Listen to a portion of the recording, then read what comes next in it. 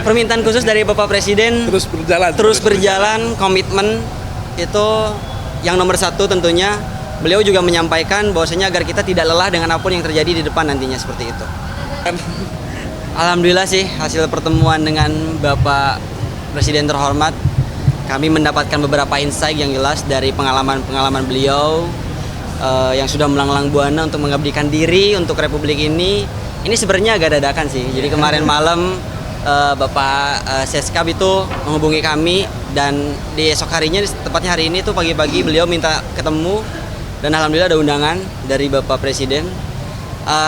Ya kita sedikit menceritakan tentang apa yang kita alami di lapangan seperti itu. Jadi beliau juga mengapresiasi apa yang sudah kami lakukan gitu, terhadap semua langkah kecil yang sudah kami lakukan. Jadi harapannya mungkin ini bisa jadi motivasi tambahan untuk kami untuk terus bisa mengabdi pada negara ataupun Republik ini, terutama di bidang persampahan.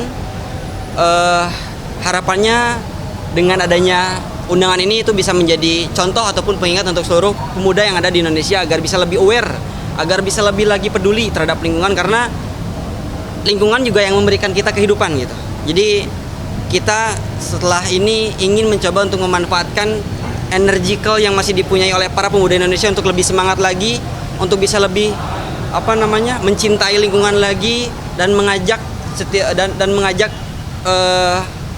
teman-teman sebayanya untuk kompak dalam mengatasi masalah sampah.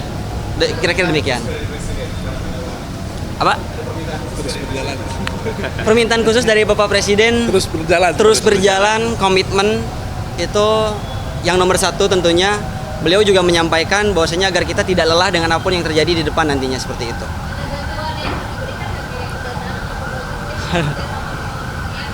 Aduh, kalau itu belum sejauh itu kami kira, dan harapannya sih kita yang terpenting adalah kesadarannya itu loh. Jadi antara memang swasta, individu ataupun government itu bisa bersinergi untuk menyelesaikan masalah ini, karena masalah lingkungan di Indonesia itu sudah cukup kompleks. Jadi tidak mungkin gerakan ini dilakukan kalau tidak masif dan intensif, seperti itu. Betul.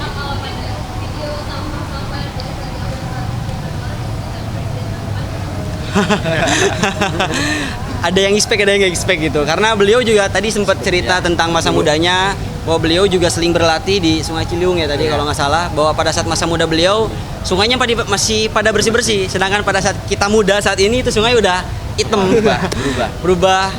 Polusi sampah, polusi dari area komersil, industri dan lain sebagainya itu. Oh ya, itu salah satu diantaranya mungkin. Dan karena pada saat memang terjadi, saat ini kan sedang memang marak terjadi bencana banjir. Dan indikator utama banjir itu bukan hanya soal sampah, tapi ada alih fungsi saluran air. Itu jadi dua indikator utama kenapa banjir selalu melanda kota-kota besar, seperti itu. Jadi memang untuk menyelesaikan masalah ini butuh keseriusan dan sustainability. Jadi nggak bisa kita menyelesaikan hanya karena banjir gitu. Tidak banjir pun kita harus cegah itu sebetulnya, seperti itu.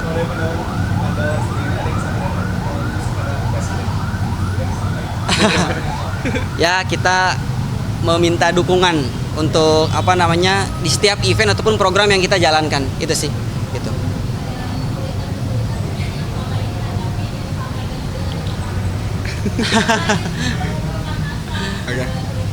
Ya, sudah ada beberapa poin yang kita sampaikan, kesulitan ataupun masalah-masalah yang selama ini kita alami di lapangan, kita coba sampaikan kepada beliau, dan alhamdulillah hasilnya positif.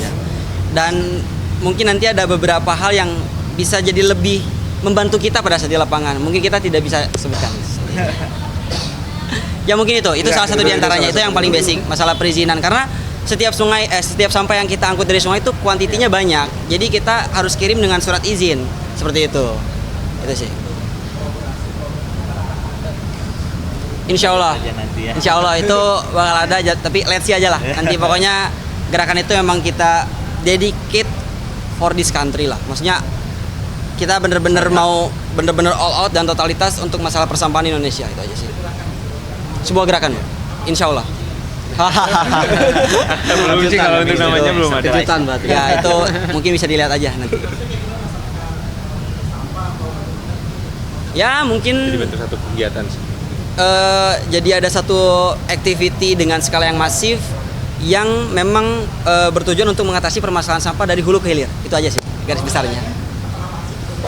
Masih Seluruh Indonesia. Pengennya masif kalau kita gitu. Apalagi beliau pastilah gitu. Karena ini sudah menjadi isu nasional. Gitu. Itu sih. Kira-kira.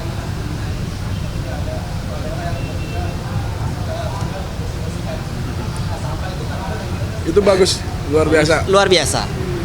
Kita selalu apresiasi individu manapun yang mereka benar-benar mempunyai niat ataupun keinginan untuk bisa menjaga lingkungan, mencintai lingkungan gitu.